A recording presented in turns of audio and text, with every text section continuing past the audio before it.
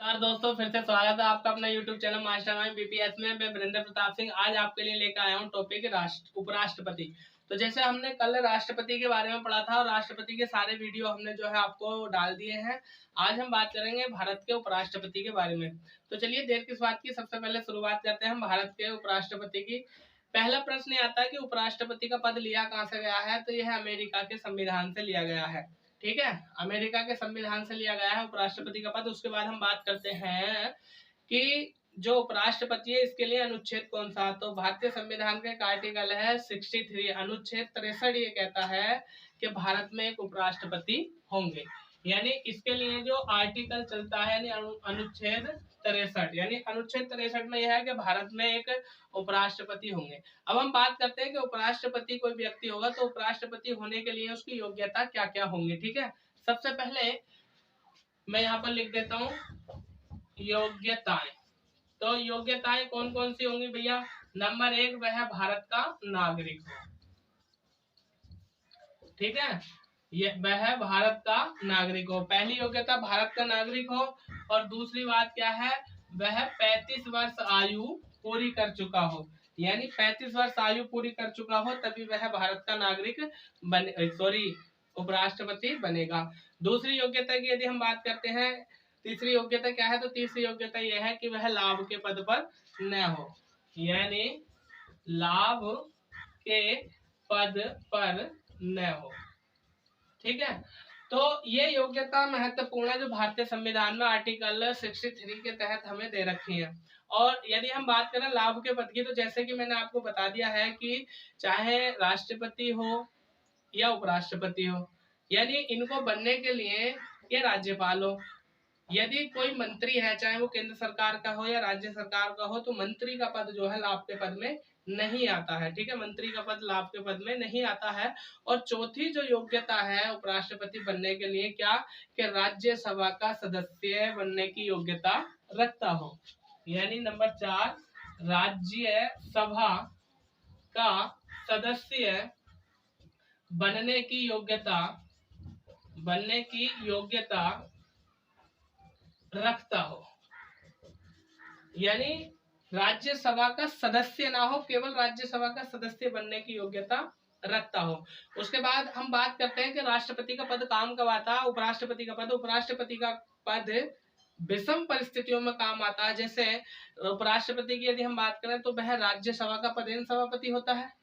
जब भारत में राष्ट्रपति नहीं होगा या राष्ट्रपति का पद रिक्त होगा तो ऐसी स्थिति में उपराष्ट्रपति राष्ट्रपति का कार्यभार संभालेगा। यानी हम कह सकते हैं कि उपराष्ट्रपति का पद विषम परिस्थितियों में काम में आता है। ठीक है, फिर उसके बाद हम बात करते हैं क्या, कि उपराष्ट्रपति यह राज्यसभा का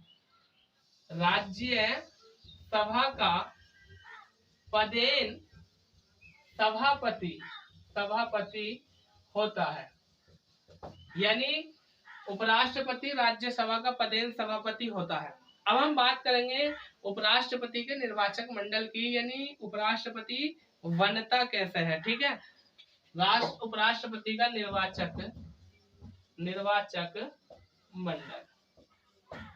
तो निर्वाचक मंडल में सबसे पहले हम बात करेंगे कि उपराष्ट्रपति के चुनाव में भाग कौन कौन लेगा। ठीक है, तो देखिए पहली बात है कि संसद के सभी सदस्य उपराष्ट्रपति के चुनाव में भाग लेते हैं। और यदि हम बात करें विधानसभा की, तो विधानसभा के सदस्य उपराष्ट्रपति के चुनाव में भाग नहीं लेते हैं। यानी मैं लिख देता हूं यहाँ पर, विधानसभा के सदस्य भाग नहीं लेते हैं। तो आपने बस इतना याद रखना है कि राष्ट्रपति के निर्वाचन मंडल में जो आता है वो संसद के सभी सदस्य आते हैं और विधानसभा के सदस्य है इसके निर्वाचन मंडल में भाग नहीं लेते हैं। अब हम बात करेंगे कि उपराष्ट्रपति की निर्वाचन विधि है क्या। निर्वाचन विधि की यदि हम बात करें तो इसके लिए भारतीय संविधान का एक आर्टिकल आता है जो है 66, यानी अनुच्छेद 63 क्या कहता है, इसके बारे में हम बात करते हैं। आर्टिकल 66 यानी अनुच्छेद 63 ये कहता है कि उपराष्ट्रपति का चुनाव एकल संक्रमणीय अनुपातिक गुप्त पद्धति से होता है। ठीक है, यानी एकल संक्रमणीय अनुपातिक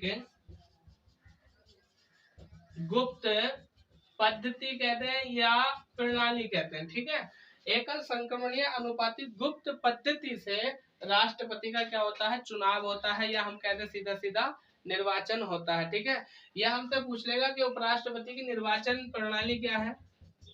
निर्वाचन प्रणाली, तो उपराष्ट्रपति की निर्वाचन प्रणाली क्या है, एकल संक्रमणीय अनुपातिक पद्धति। ठीक, उसके बाद हम बात करते हैं कि अगली बात क्या है। अगली बात को यदि हम देखें तो प्रश्न यह है, यदि कोई व्यक्ति उपराष्ट्रपति का चुनाव लड़ना चाहता है तो उसको क्या करना होगा। ठीक है, अगर आप उपराष्ट्रपति का चुनाव लड़ रहे हैं तो आपके लिए 20 प्रस्तावक और 20 अनुमोदक होने चाहिए। यदि हम बात करें राष्ट्रपति की, तो राष्ट्रपति के लिए 50 प्रस्तावक और 50 अनुमोदक, यहीं पर उपराष्ट्रपति के लिए 20 प्रस्तावक और 20 अनुमोदक होने चाहिए, और ये वो व्यक्ति होने चाहिए जो उपराष्ट्रपति के निर्वाचन मंडल में शामिल है। ठीक है, तो मैं यहाँ पर लिख देता हूं कि चुनाव के लिए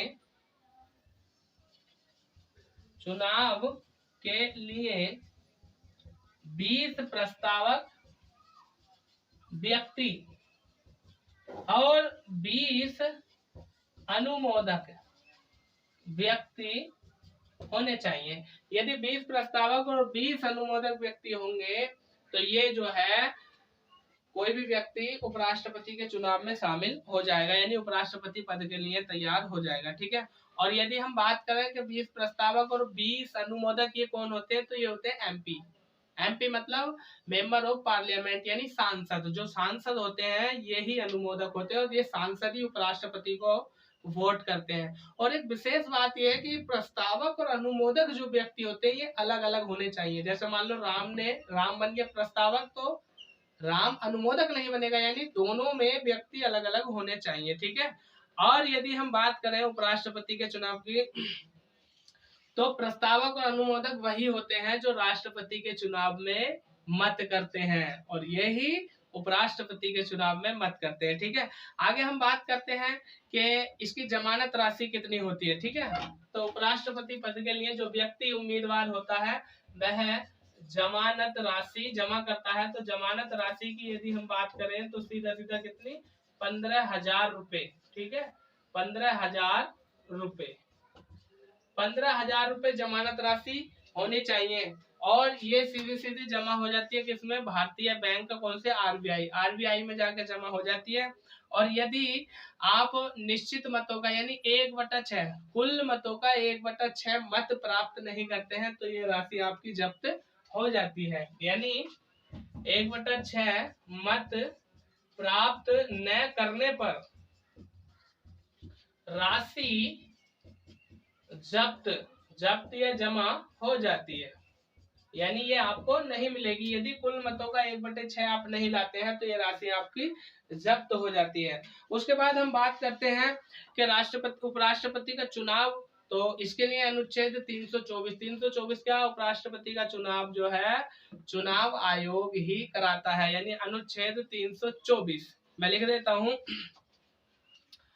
अनुच्छेद यानी आर्टिकल 324 में क्या है, चुनाव आयोग और चुनाव आयोग ही उपराष्ट्रपति का क्या कराता है, चुनाव कराता है। फिर एक बात ये आ जाती है, यदि उपराष्ट्रपति के चुनाव में कोई दिक्कत, कोई समस्या, कोई प्रॉब्लम होती है, तो जैसे हमने राष्ट्रपति के संदर्भ में जाना था, आर्टिकल है 71 यानी अनुच्छेद 71 क्या कहता है कि ये जो है यदि उपराष्ट्रपति के चुनाव में कोई समस्या होती है तो उसकी समस्या को केवल और केवल सुप्रीम कोर्ट ही सुलझाएगा, या सुप्रीम कोर्ट ही उसका समाधान करेगा। ठीक है, यानी आर्टिकल 71 यानी समस्या, चुनाव में समस्या यदि है तो उसको कौन सुनेगा, सुप्रीम कोर्ट। केवल सुप्रीम कोर्ट में ही उसके लिए हम सुनवाई कर सकते हैं। फिर एक और महत्वपूर्ण बात क्या है, महत्वपूर्ण बात यह है कि चाहे राष्ट्रपति का चुनाव हो या उपराष्ट्रपति का चुनाव हो, तो इनके चुनाव में जो है लोकसभा का महासचिव या हम कहते हैं राज्यसभा का महासचिव, ये बारी बारी सिर से जो है इस चुनाव के पीठासीन अधिकारी होते हैं। जैसे एक बार इस बार लोकसभा का बना है तो अगली बार राज्यसभा का, फिर अगली बार फिर लोकसभा का, फिर राज्यसभा का, यानी लोकसभा राज्यसभा के महासचिव जो होते हैं इसके पीठासीन अधिकारी होते हैं किसके, चुनाव के। जैसे आगे हम बात करते हैं कि हमारे और एक भारतीय संविधान का आर्टिकल 71 जो मैंने अभी बताया है, आर्टिकल 71 वो क्या कहता है कि यहाँ पर जो है राष्ट्रपति के चुनावों का तो मूल्यांकन निकाला जाता है, राष्ट्रपति के चुनाव में वोटों का यानी मतों का, लेकिन उपराष्ट्रपति के चुनाव में मतों का मूल्यांकन नहीं निकाला जाता है। और चाहे कोई भी समस्या हो, राष्ट्रपति का चुनाव नहीं रोका जाएगा। ये बातें कौन सी, आर्टिकल 71। आर्टिकल 71 में क्या है कि राष्ट्रपति उपराष्ट्रपति के मतों का मूल्यांकन नहीं निकाला जाएगा, पहली बात। दूसरी बात क्या है कि चुनाव किसी भी स्थिति में नहीं रोका जाएगा। अब हम बात करते हैं कि जो भारत का उपराष्ट्रपति है उसे शपथ कौन दिलाता है। ठीक है, शपथ की हम बात करते हैं। शपथ क्या कि जो हमारा राष्ट्रपति हो गया, उपराष्ट्रपति हो गया और राज्यपाल हो गया। ठीक है, राष्ट्रपति, उपराष्ट्रपति और राज्यपाल, ये तीन व्यक्ति ऐसे हैं, इनकी शपथ जो है भारतीय संविधान के अनुसूची 3 उसमें इनकी शपथ का उल्लेख नहीं मिलता, बल्कि इनकी शपथ का उल्लेख इनसे संबंधित अनुच्छेदों में मिलता है। जैसे हम उपराष्ट्रपति की शपथ की यदि बात करें तो उसके लिए आर्टिकल आता है 69, यानी आर्टिकल 69 क्या कहता है, राष्ट्रपति की शपथ को कहता है। मैं लिख देता हूं इसको, आर्टिकल 69 में क्या है, उपराष्ट्रपति की शपथ है, उपराष्ट्रपति की शपथ है। अब उपराष्ट्रपति को शपथ दिलाता कौन है, भारत का राष्ट्रपति, यानी शपथ कौन दिलाता है, राष्ट्रपति। राष्ट्रपति शपथ दिलाता है। और प्रश्न ये भी बनता है कि उपराष्ट्रपति शपथ किस बात की लेता है, उपराष्ट्रपति शपथ लेते हैं संविधान के प्रति निष्ठा की। ठीक है, संविधान के प्रति निष्ठा यानी उसकी भावना, संविधान के प्रति निष्ठा की उपराष्ट्रपति शपथ लेते हैं। मैं लिख देता हूं, शपथ किस बात की लेते हैं, संविधान के प्रति निष्ठा की शपथ लेते हैं। ठीक है, शपथ लेते हैं। आप एक बार इसका पूरे का स्क्रीनशॉट ले लीजिए, उसके बाद चलते हैं आगे। अब हम बात करेंगे उपराष्ट्रपति के कार्यकाल की। तो जैसे कि आपको मालूम होगा कि उपराष्ट्रपति का जो कार्यकाल होता है वो 5 वर्ष होता है। ठीक है, उपराष्ट्रपति का कार्यकाल जो होता है वो 5 वर्ष यानी 5 ईयर्स। ठीक है, 5 वर्ष का होता है। और फिर एक प्रश्न ये बनता है यहाँ से कि यदि उपराष्ट्रपति का पद रिक्त हो जाता है तो यथाशीघ्र चुनाव कराए जाएंगे, और चुनाव जो है 6 माह के भीतर कराने होंगे। लेकिन भारतीय संविधान में ये 6 माह वाली बात नहीं लिखी है। ठीक है, यदि उपराष्ट्रपति का पद रिक्त होता है तो 6 माह के भीतर जो है चुनाव कराने होंगे। उसके बाद एक प्रश्न ये बनता है कि राष्ट्रपति या उपराष्ट्रपति, इनके लिए जब भी चुनाव होंगे व्यक्ति 5 वर्ष के लिए ही बनेगा, यानी चुनाव 5 वर्ष के लिए ही होंगे। जैसे मान लीजिए एक व्यक्ति उपराष्ट्रपति है या राष्ट्रपति है, मान लीजिए 2 वर्ष तक वह उपराष्ट्रपति के पद पर रहा और 2 वर्ष बाद उसकी मृत्यु हो जाती है, तब दूसरे व्यक्ति के लिए चुनाव होगा उपराष्ट्रपति के लिए, तो पूरे 5 वर्ष के लिए होगा। तो याद रहे कि जब भी चुनाव होता है उपराष्ट्रपति या राष्ट्रपति का पूरे 5 वर्ष के लिए होता है। ठीक है, 6 माह के भीतर पद रिक्त होने पर 6 माह वाली बात संविधान में नहीं लिखी है, लेकिन कई बुकों में लिखी है, कोई बात नहीं। फिर आगे हम बात करते हैं कि कोई भी व्यक्ति कितनी भी बार उपराष्ट्रपति बन सकता है। ठीक है, इसके लिए कोई बाउंडेशन नहीं है, कोई व्यक्ति कितनी भी बार उपराष्ट्रपति बन सकता है, इसके लिए कोई बाउंडेशन नहीं है। अब हम बात करेंगे कि यदि उपराष्ट्रपति को पद से हटाया जाए तो वह कैसे हटेगा, या अगर वो खुद हटे तो कैसे हटेगा। ठीक है, तो हम लिखेंगे उपराष्ट्रपति को पद से हटाना यानी हटाना। तो ध्यान दीजिए, महाभियोग जैसा शब्द उपराष्ट्रपति के लिए नहीं है। मैंने कल भी राष्ट्रपति पढ़ाया था, तो राष्ट्रपति में बताया था कि महाभियोग जैसा शब्द या महाभियोग जैसी प्रक्रिया केवल और केवल राष्ट्रपति के लिए होती है, उपराष्ट्रपति के लिए महाभियोग जैसा शब्द नहीं है। सबसे पहले मैं बताना चाहूंगा कि राष्ट्रपति को हटाने की प्रक्रिया जो है ये अनुच्छेद यानी भारतीय संविधान के अनुच्छेद यानी आर्टिकल 67 में है। अनुच्छेद 67 में क्या है, राष्ट्रपति को हटाना। कैसे, आपको पता है कि उपराष्ट्रपति यानी उपराष्ट्रपति राज्यसभा का पदेन सभापति होता है, यानी राज्यसभा का पदेन सभापति होता है, राज्यसभा का पदेन सभापति होता है। इसलिए उसको हटाने के लिए भी जो प्रस्ताव लाया जाएगा सबसे पहले राज्यसभा में ही लाया जाएगा, ठीक है। यानी इसको हटाने के लिए प्रस्ताव पहले राज्यसभा में लाया जाएगा, प्रस्ताव सबसे पहले राज्यसभा में लाया जाएगा, ठीक है। क्यों लाया जाएगा, क्योंकि यह राज्यसभा का पदेन सभापति है, इसलिए इसको हटाने के लिए प्रस्ताव राज्यसभा में लाया जाएगा, ठीक।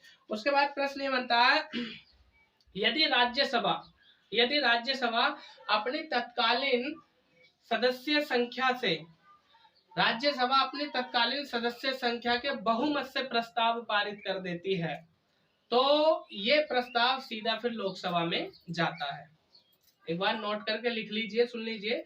यदि राज्यसभा अपनी तत्कालीन सदस्य संख्या के बहुमत से ये प्रस्ताव पारित कर देती है तो फिर प्रस्ताव लोकसभा में जाता है, और लोकसभा भी यदि इस प्रस्ताव को मंजूरी देती है यानी प्रस्ताव को पारित कर देती है तो उसी समय उपराष्ट्रपति का पद रिक्त माना जाएगा, ठीक है। यदि लोकसभा भी सहमत हो जाती है तो उपराष्ट्रपति का पद रिक्त माना जाता है।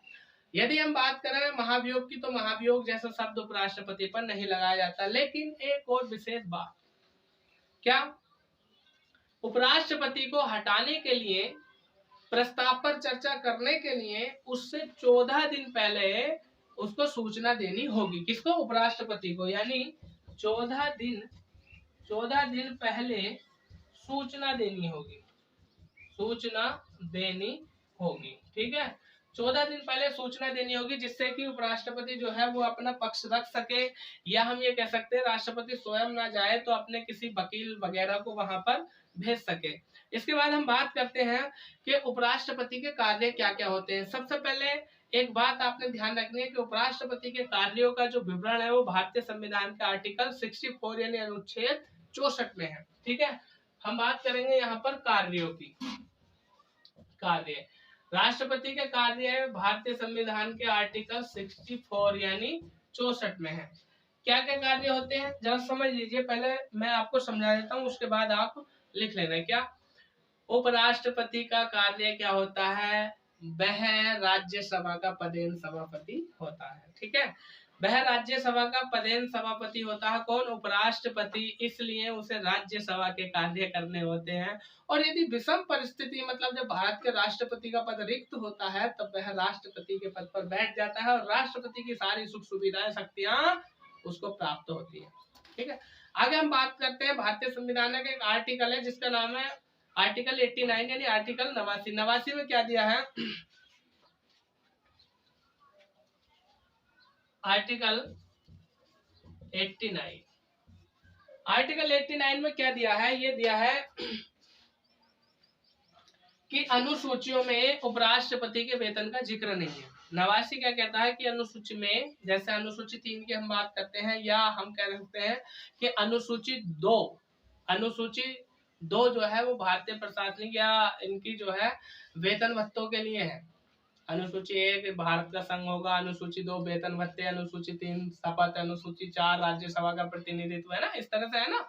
तो अनुसूची 2 में उपराष्ट्रपति के वेतन का जिक्र नहीं है, और ये बात लिखी है आर्टिकल 89 में। उसके बाद हम बात करते हैं क्या कि उपराष्ट्रपति को वेतन किस चीज का दिया जाता है, तो उपराष्ट्रपति को वेतन सभापति का दिया जाता है, यानी सभापति के रूप में, यानी वेतन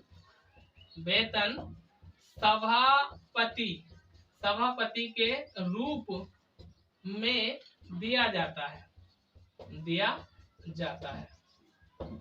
आगे चलते हैं, आगे क्या बात है, आगे बात यह है कि जो भारत का उपराष्ट्रपति है वो राज्यसभा का पदेन सभापति तो होता है, लेकिन महत्वपूर्ण बात यह है वह राज्यसभा का सदस्य नहीं होता, बल्कि उसकी योग्यता रखता है। ठीक है, नोट करके लिख लीजिए। मैं दोबारा बोल देता हूँ, दोबारा बता देता हूँ। उपराष्ट्रपति राज्यसभा का सदस्य नहीं होता है, लेकिन राज्यसभा में वह विषम परिस्थितियों में निर्णायक मत दे सकता है। ठीक है, राज्यसभा में राज्यसभा का सदस्य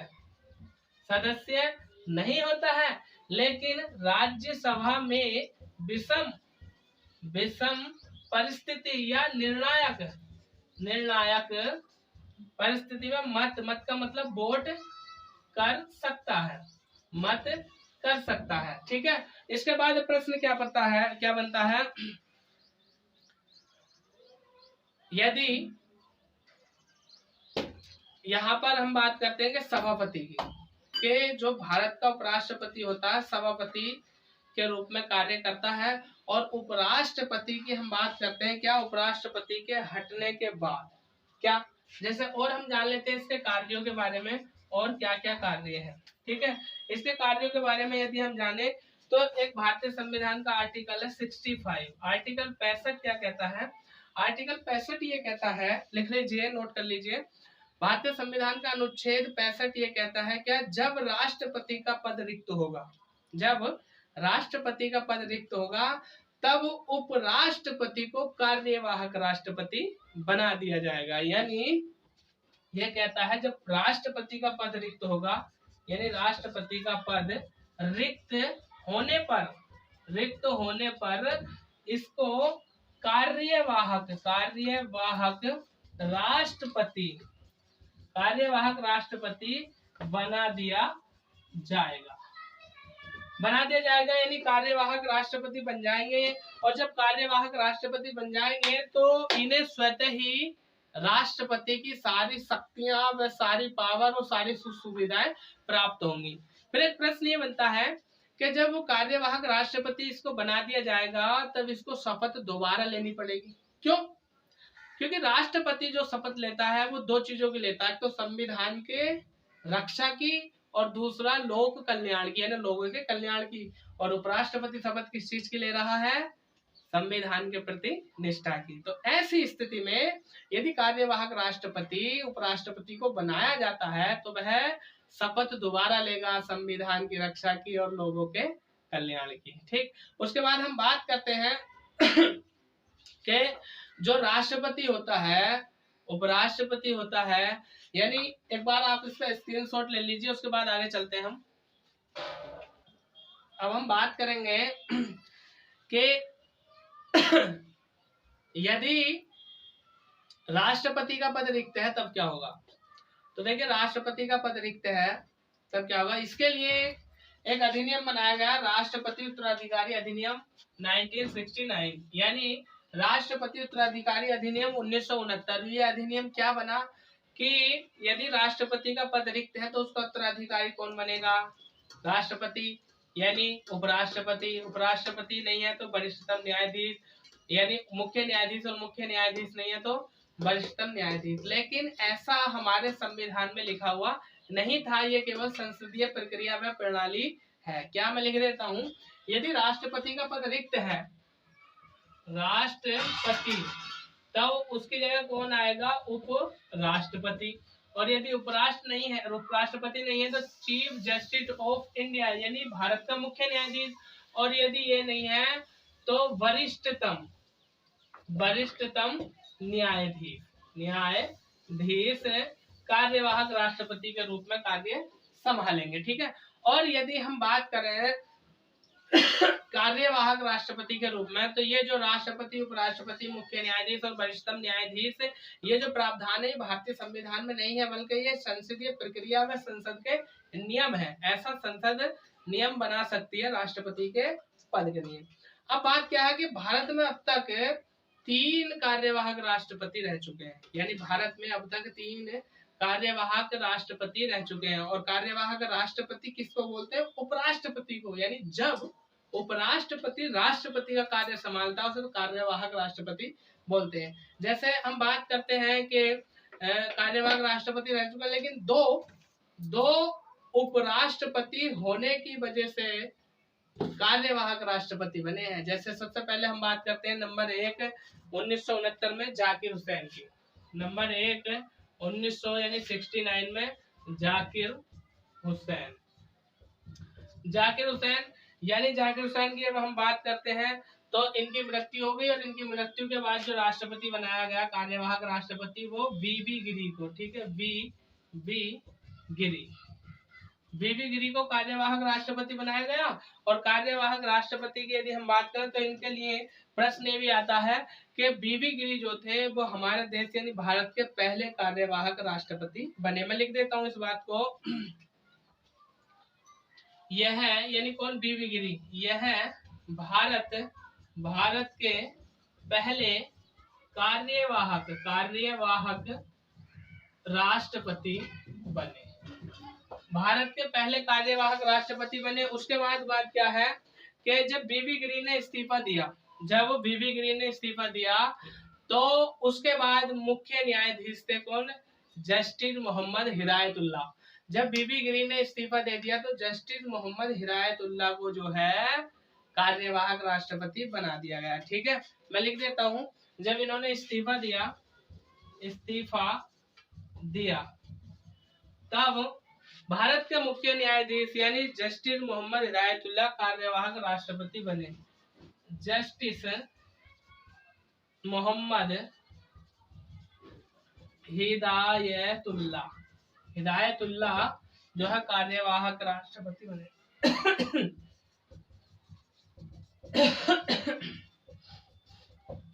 कार्यवाहक राष्ट्रपति बने। और यहीं पर यदि हम बात करते हैं तो एक और प्रश्न आता है कि 1977 में जब फखरुद्दीन अली थे, 1977 में फखरुद्दीन अली अहमद की मृत्यु हो जाती है। तो फखरुद्दीन अली अहमद की मृत्यु के बाद वी.डी. जत्ती को राष्ट्रपति बनाया गया था। मैं लिख देता हूँ, यहाँ पर लिख देता हूँ मैं कि जब 1977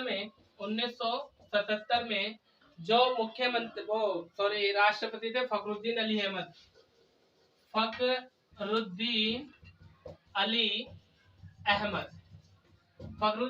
अहमद थे। तो इनकी मृत्यु के बाद वी.डी. जत्ती को राष्ट्रपति बनाया गया। ठीक है, राष्ट्रपति बनाया गया। यदि हम बात करें यहाँ से, एक बार आप इसका स्क्रीनशॉट ले लीजिए। यदि हम बात करें यहाँ से भारत के उपराष्ट्रपति की, तो लगभग टॉपिक पूरा हो गया। मैं बता देता हूँ आपको क्या कि जो भारत के उपराष्ट्रपति रहे, सबसे पहले भारत के उपराष्ट्रपति रहे हैं डॉक्टर एस राधाकृष्णन। और डॉक्टर एस राधाकृष्णन की यदि हम बात करें तो 1952 से 1962 तक ये भारत के उपराष्ट्रपति रहे। इसके बाद डॉक्टर जाकिर हुसैन आए। डॉक्टर जाकिर हुसैन के बाद बीबी गिरी आए। बीबी गिरी के बाद गोपाल स्वरूप आए। गोपाल स्वरूप के बाद बी.डी. जत्ती आए। तो और बी.डी. जत्ती की यदि हम बात करें तो ये भारत के 5वें नंबर के उपराष्ट्रपति थे। और 6ठे नंबर के जो उपराष्ट्रपति बने भारत के, उनका नाम था न्यायमूर्ति मोहम्मद हिदायतुल्लाह, और जिसकी हमने अभी बात करी थी। 7वें नंबर के भारत के उपराष्ट्रपति की यदि हम बात करते हैं तो आर वेंकटरमण। और 8वें नंबर के भारत के श्याम दास शर्मा। ठीक है, या उनका पूरा नाम मिलता है शंकर दयाल शर्मा। ठीक है, और यदि हम बात करें यहीं पर भारत के उपराष्ट्रपति 9वें नंबर के कौन थे, तो के.आर. नारायण। और 10वें नंबर के उपराष्ट्रपति होते हैं कृष्णकांत। और 11वें नंबर के जो उपराष्ट्रपति होते हैं हमारे भैरव सिंह शेखावत होते हैं। 12वें नंबर के भारत के उपराष्ट्रपति जो होते हैं उनका नाम होता है हामिद अंसारी, और ये 2007 से रहते हैं।